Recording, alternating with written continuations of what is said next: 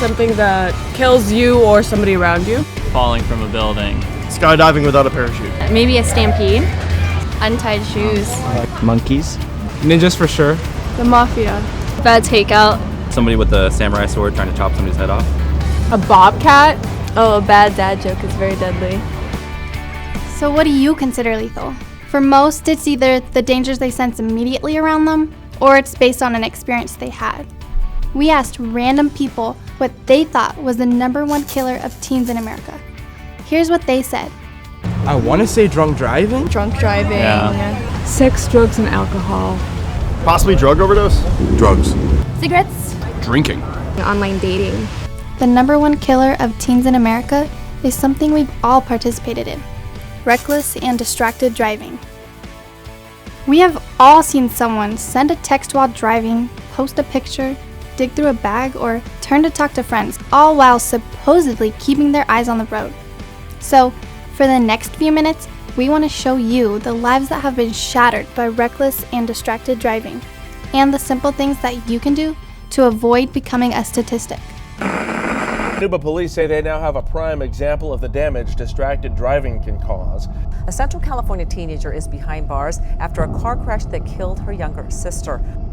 Live on Instagram while driving, her younger sister was killed. The crash was all recorded, and this is a distracted driver.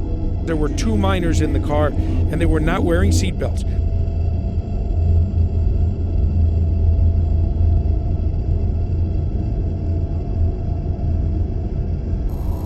Light vigil to remember Christine Martinez, who was just 17 years old when she was killed in that crash. The 18-year-old Summer Solomon was behind the wheel when she lost control, the car rolling 3 times. Martinez ejected from the vehicle. Through tears and candlelight, they gathered, united in their grief, mourning a young life cut short. She was always so happy on the field. Loved ones say the losses are devastating. So what is reckless and distracted driving? Distracted driving is any time you have to take your eyes off the road, your hands off the wheel, or when your mind is not focused on driving for any reason. And reckless driving is speeding and acting like a total fool. Now for the simple part. How do we keep from needlessly dying in a car crash? That's easy. First, tell your friends that as much as you love them, to sit down and be quiet. Second, realize that you decrease the risk of crashing your car by 2,000% when you don't text and drive. Third, come to terms with the fact that you might have to wake up a few minutes earlier so you're not speeding or running stop signs while putting your life and the life of others at risk. Still not exactly sure what reckless and distracted driving is? Let's see what our resident experts have to say. Oh, it's on? Oh, hi, my name is Lex. Oh, and I'm Hayden. And we're here to help you save lives. Like mine. Because distracted driving is deadly. Deadlier than my grandpa's farts. Gross, dude. Ew. And gross like all you kissy-faced kids that drive. You boys are like, hey baby, give me a kiss. And you girls like, oh, you're so hot, I'll give you all the kisses in the world. Besides being nasty, you're not looking at the road. And what's with you eating in the car? You have drink in one hand and a burger in the other. And think you could steal with your knees? You ain't Spider-Man. Do you really want your last meal to be off the dollar menu? And last but not least, your phones. It doesn't matter if you're driving hands-free, but when you're on it, you're driving brain-free. And taking pictures of yourself and texting your friends, that's stupid. Lex, no name calling. No matter how lame driving with your phone in the car is. Sorry. Not sorry. Well, a lot of you should be sorry. Seriously. You gotta cut the distracted driving. Put 2 hands on the wheel, eyes on the road, and your brain focused. The reason this is so important to me is that I recently lost my 19-year-old cousin, Christian, in a crash that was completely avoidable. And I miss him every day.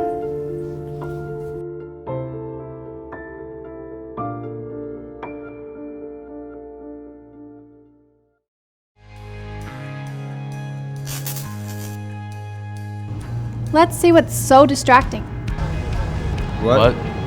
Texting. Texting. I like to dance when I drive. Car dancing. Phones. trying to find the right song. Reading a book, food. I get distracted by directions a lot. Talking to friends. Doing makeup. I admittedly have changed and drove before. I tried to write a paper on my laptop while I was driving. What we often hear from victims is that they never thought it would happen to them. That their son, daughter, friend, or classmate could be involved in a fatal car crash. And no one could imagine causing such a tragic event. Let me tell you about Donovan. He was my teammate. He was my son. He was a classmate. He was my best friend. He was my boyfriend. My son was my baby boy. I met Donovan in about 8th grade, and we just immediately became friends. We just connected. And I came here before my freshman year, and he was the first person that actually talked to me. Looking at how he interacted with others, it was something that made me proud. Donovan was definitely a people person. He attracted all kinds. I was playing line, and he was the running back, and I led block him all the way for a touchdown. And ever since then, we just became good friends. I see him as the leader of the pack. He would not only lead by example, but also try to help others sort through whatever they were going through in their own lives. A day I'll never forget. Life as I knew it ended forever. And then we were driving home. We were just kids having fun. I was going over the speed limit excessively, and we were blaring the music up really loud. And I noticed that we were going pretty fast. And it was causing the car to swerve back and forth. And we were making fun of her, telling her can't you keep the car in a straight line? My response was, oh, like this? And I jerked the wheel back and forth. I remember all the sounds of the car crashing. I looked around and I see Donovan, but he wasn't moving. So I sat with Danica, kept telling her, Donovan's dead. Donovan's dead. I even remember calling out Donovan's name and, hoping that he would hear me and just get up. The Madera Ranchos community is mourning the death of a teenager killed in a car crash early this morning. Not my son, not my boy. And I think that was one of the most painful things to experience, was hearing a mother cry about her son. The screaming of a mother just now finding out that her son is dead. And all simply because of something that was so preventable.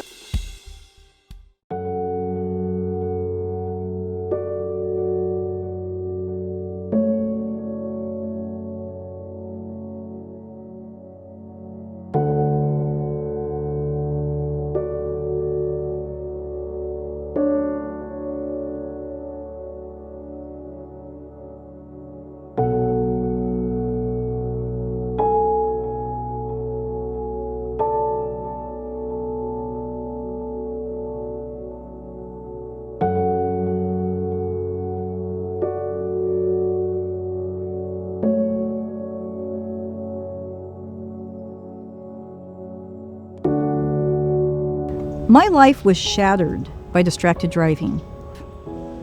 The decisions made by everyone in the car, including Donovan, are what's responsible for his death. Were they bad kids? No. Did they make bad decisions? Absolutely. And my son Donovan, he knew to always wear his seatbelt. But why that night did he choose not to? I'll ask myself that question for the rest of my life. So why does my family choose to share our worst moment? Because we want each of you to remember that every time you get in a vehicle, you have to make good choices. Otherwise, it could be the last choice you make, as it was for my son Donovan.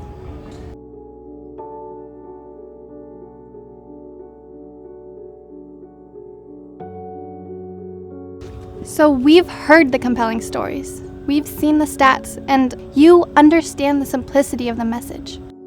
What is most lethal to young people is making poor choices in a car.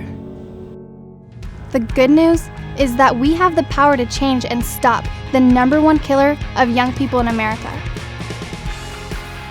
When you are behind the wheel, focus on the road ahead of you and make good decisions each and every ride. If you're a passenger, don't distract the driver, and everyone gets to where they're going safely.